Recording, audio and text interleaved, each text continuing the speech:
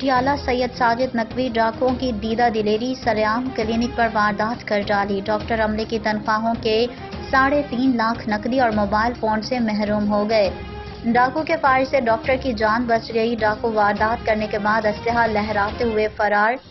Police تھانہ صدر بیرونی موقع واردات پر پہنچ گئی۔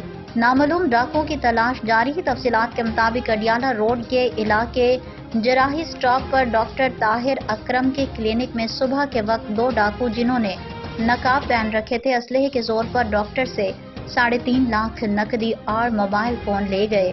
جاتے ہوئے ڈاکو نے فائر کر دیا۔ خوش قسمتی سے ڈاکٹر گولی سے بچ گئے۔ ڈاکوؤں کی دیدہ دلیری دیکھ کر اہل علاقہ میں خوف کے عالم میں مبتلا ہو گئے ہیں۔ انہوں نے پولیس کے اعلیٰ حکام سے اپیل کی ہے کہ پولیس گشت کو بڑھایا جائے تاکہ عوام ایسے سرعام لوٹنے سے بچ سکیں۔